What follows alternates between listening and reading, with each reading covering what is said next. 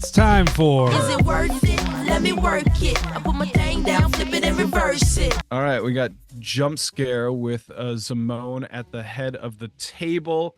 It does some... I don't know, actually even remember. Even though I said I wanted to talk about it a little bit, I don't remember it. She was kind of cool. Oh, she was one of the Manifest Dread ones. Oh, yep. So,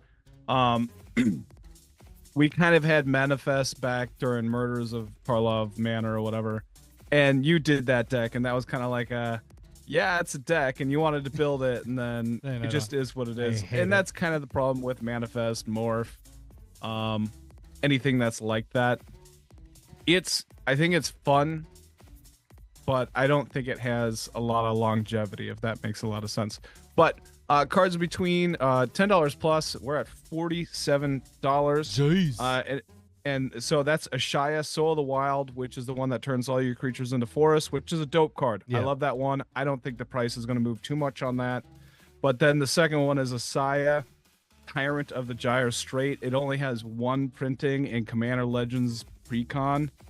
It's sitting at $31 right now. I think that's going to half. It'll probably be in between 15 and 20 easily.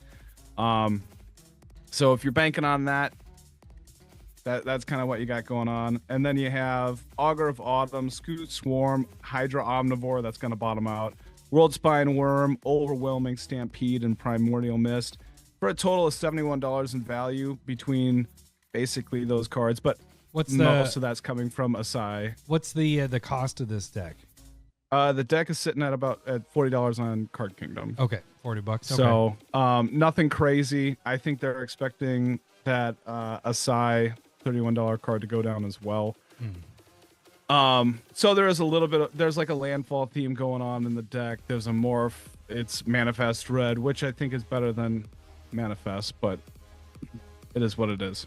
All right, let's get to the 3 new cards that you had picked out for this one. 3 new ones: Giggling, Skitter Pike, Spike, Skitter. All right, Bob, I got me. I can't even read. You had it right the first time. I said Skitter Pike. I missed the S. It's Skitter Spike. Yeah. 4 mana, 1/1, indestructible. Whenever it attacks or blocks or become the target of a spell, it deals damage equal to its power to each opponent, and then it has monstrous 5, which for 5 mana, which puts 5/1/1 counters on it. But if you have anything that's going to pump it up, it can do a lot of damage. That's good with 1/1 counter kind of decks too, to be able to proliferate and all that stuff. If you're able 1/1 counter decks, you got Cranial Plating that can just bump it up with all those treasures and clues and all that kind of stuff. I think it's going to be indestructible. It doesn't go away. I think it's a very cool, different version of Stuffy Doll. And does it hit equal to its power to each opponent? So that's everybody. So you don't have to pick on one person. Opponent. Yeah, that's kind of nice.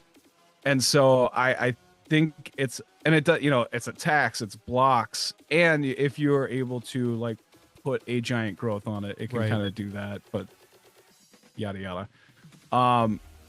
But I'm also glad that it doesn't work with like equipment, like moving that shit around because of that bluebird. Like, that's just stupid. Nadu kind of crap going on there. Yeah, Nadu. Yeah, you can't quite do that. So that's good. So I really like that card. Next one's Glitch Interpreter.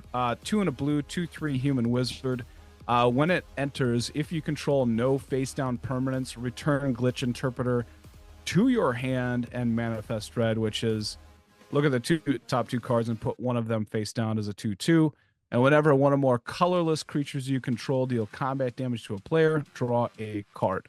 I do want to add one thing. When you Manifest Dread, you look at the 2, one goes face down, the other goes in the graveyard, just so people kind of know. Oh, I missed the graveyard part. Yeah. So I always like those effects that allow, like, whenever a creature deals damage, you get to draw a card. Like those are effects that are really, really nice, like Brazilex, Coastal Privacy, Coastal Privacy. Yeah, baby. Toski, like those effects are really good and they draw you a ton of cards. Yeah. So I like it that this has a specific, like this also works for your Eldrazi deck.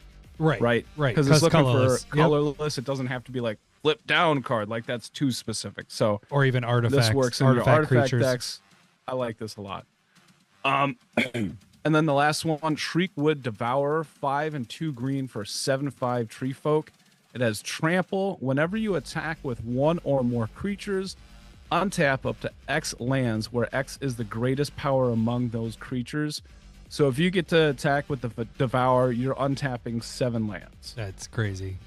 Which is pretty cool. You know, if you got those lands that can get you more mana than what, you know, than one, you're gaining a lot of value there. And it doesn't have to be attacking. So it comes down, you attack. Right, you attack with something else. Yep. Yeah. But it has to be. Power. But it has to be of the creatures attacking, though. Yes. Yep.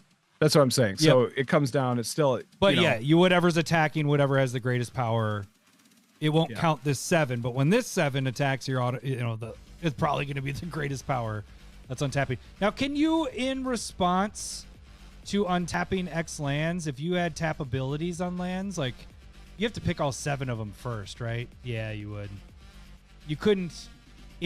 Like, what are you looking to do? Like if you had things that did like a utility lands, like a utility land tournament stuff. If you had tap abilities on them, like for draw, like let's say it's a war room, and you're able to, let's say you had the unlimited mana. If you're able to untap it and tap it 7 times, you know what I'm saying? If you only picked war room, it's at one time. Yep, that's what I'm saying. All 7 have to be chosen, and then it all happens. Yeah, I dig it. I like this. It's like the last deck I was talking about. It's big. You know, it's 7 to come down. Right. But I think that's a really good thing that you're pointing out. Like 7 mana, what you're doing is like in this deck you're playing more cards. In your deck, you are trying to win the game. And I think that's a good spot for your deck. And this is like a 7 mana ramp card, which tends to be not always the best. Now, there are ones that triple your land production. Like, that's really good. Like, that's also a game ender. So the question is this good enough to be a game ender when it comes to the ramp? Questionable. You know what I mean? But I think it's a fair card to where it's casted. Out of these 3, which one's your favorite, do you think? Probably Giggling Skitter Spike. That's what I was gonna say too. I think I like that one. Like, I like the Glitch Interpreter, but the problem is like it feels like if you cast it and you're not playing a morph kind of deck or whatever, it has to go back to your hand. Like, it feels like you're wasting a turn almost in a way. Oh, that's a good point. That's a good point. But I do like the draw effect and all that. But I was just thinking, like, in this deck, there is a lot of green. There's green. We have a lot of creatures that do the draw when any creature hits. So it's like it's adding a little bit more of a hoop because it's not hoop. In its colors, it's probably not the best. Right, but I think there are better options. The question is this is more specific for certain decks that you're playing. Right. So I like the Giggling Skitter Spike. Skitter Spike. Or Skitter's Pike. Depends on how you want to break it up. Okay, that's not how I want to say it. Well, if you want to say the Pike word. All right. Okay, I guess I have to be the one that decides on this. Now, saying $71 in value, you can get it for $40. We do think that there's going to be a pretty big drop off in the value from a couple of the cards. Do the new cards put you over the top? Where are you thinking? Let's say we half this, right? Like the prices, like you were saying. So it brings us down to 35 and it costs 40. Yeah. Sorry, went back the other way. And then we got these 3. I mean, okay, personally, I think it I'll hit this. I think it's worth it. Okay. But am I gonna buy? It'd be more singles, I think, again for me, because then I think it's worth it. I think this is better. You have bigger cards. How many? You had 2 big cards in this? Yeah, 2 expensive cards, which is way more than my two $10 cards in the last deck. These are much bigger, so the drop is still. Let's cut them in half. They're still. You know, you get half or 3/4 of the value right there in those 2 cards. Then you're just talking all these other cards and you get the new cards with it. Yeah, I think this one's probably worth it. Where are you sitting? Okay. I'm sitting with not worth it.